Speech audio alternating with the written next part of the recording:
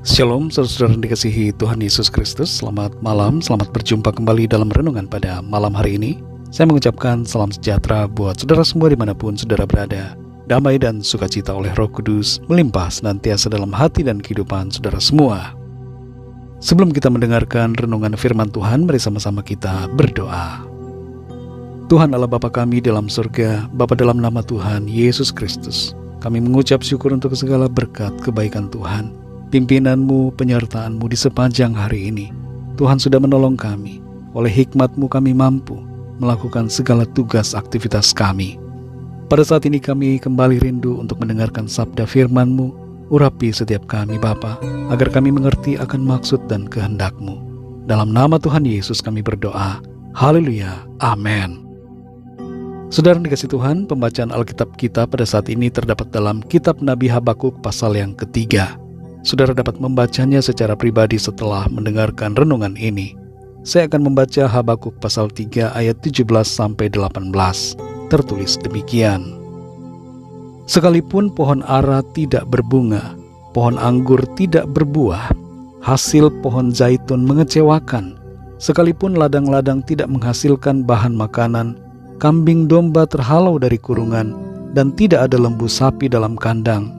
Namun aku akan bersorak-sorak di dalam Tuhan, beria-ria di dalam Allah yang menyelamatkan aku. Saudara dikasihi Tuhan, kalau firman Tuhan sudah mengatakan bahwa akhir zaman akan datang masa yang sukar, bagaimana reaksi kita?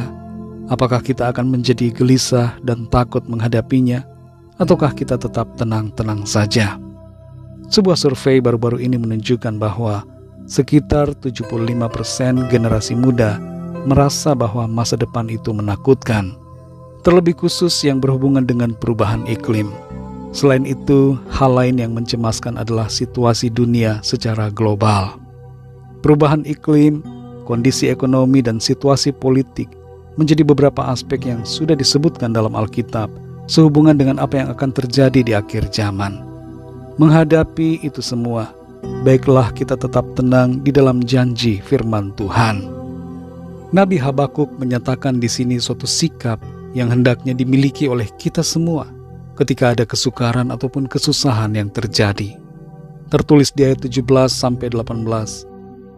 Sekalipun pohon ara tidak berbunga, pohon anggur tidak berbuah, hasil pohon zaitun mengecewakan, sekalipun ladang-ladang tidak menghasilkan bahan makanan, kambing domba terhalau dari kurungan, dan tidak ada lembu sapi di dalam kandang, namun aku akan bersorak-sorak di dalam Tuhan, beria-ria di dalam Allah yang menyelamatkan aku.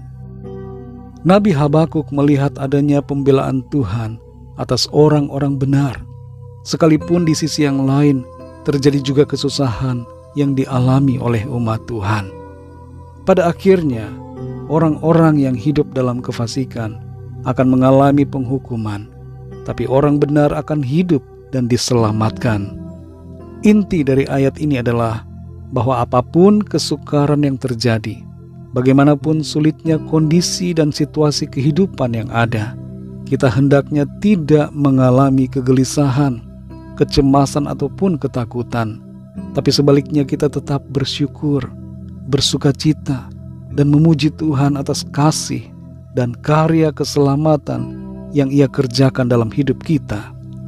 Saudara yang dikasihi Tuhan, bagaimana caranya kita bisa tetap tenang dan tetap bersukacita dalam menghadapi kesukaran atau kesusahan? Yang pertama adalah fokuslah kepada Tuhan, bukan pada kesusahan ataupun masalah-masalah yang terjadi di hidup kita. Biarlah dalam kesulitan yang terjadi, mata rohani kita menjadi terbuka dan lebih lagi dapat mengenal akan Tuhan. Yang kedua, saudara, tetaplah bersukacita di dalam Tuhan. Jangan biarkan sukacita kita tergantung pada keadaan yang kita alami, tapi mari sandarkan sukacita kita hanya pada Tuhan, sehingga situasi apapun tidak akan mengganggu suasana hati kita. Sebaliknya kita tetap dapat bersukacita walaupun ada dalam kesukaran. Yang ketiga, saudara, bersyukurlah atas keselamatan yang diberikan Tuhan. Ingatlah akan anugerah keselamatan yang sudah kita terima dari Tuhan. Keselamatan adalah harta paling berharga yang dikaruniakan Tuhan kepada kita oleh kuasa darah-Nya. Jangan kita lupa untuk bersukacita dan bersyukur atas keselamatan yang kita miliki di dalam Kristus Yesus Tuhan kita. Situasi kehidupan seringkali membuat kita lupa bahwa kita sudah memiliki harta yang paling berharga. Saudara yang dikasihi Tuhan, kesusahan atau kesukaran apapun jangan membuat kita menjadi putus asa. Jangan kita kecewa ataupun berduka seperti orang-orang yang tidak berpengharapan. Tapi sebaliknya mari kita tetap bersyukur dan bersukacita dalam Tuhan. Tetaplah setia dan percaya kepada Tuhan apapun keadaan kita. Tuhan itu baik dan karyanya membawa kita pada kebaikan. Mari sama-sama kita berdoa. Bapa kami yang di surga, Bapa dalam nama Tuhan Yesus Kristus, kami bersyukur bersukacita oleh karena berkat firman-Mu yang sudah kami dengar pada saat ini. Firman-Mu yang selalu menjadi kekuatan dan sukacita bagi kami. Kami belajar pada saat ini untuk tidak terpengaruh dengan keadaan apapun juga. Situasi boleh susah, keadaan boleh sulit, tapi kami tidak mau goyah. Kami mau tetap percaya, beriman dan berharap kepada Tuhan. Kami mau bersyukur, memuji-muji Engkau ya Tuhan, karena Engkau baik dan Tuhan sudah menyelamatkan setiap kami. Kuatkan kami selalu ya Roh Kudus, supaya kami terfokus senantiasa kepadamu Tuhan.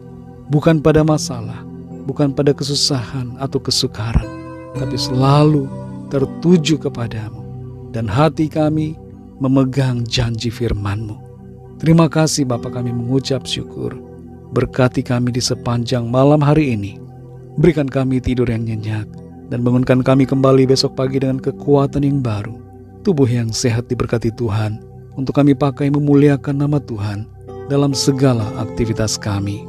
Kami berdoa bagi yang sedang dalam keadaan pergumulan, dalam keadaan sakit penyakit, agar Tuhan menjamah.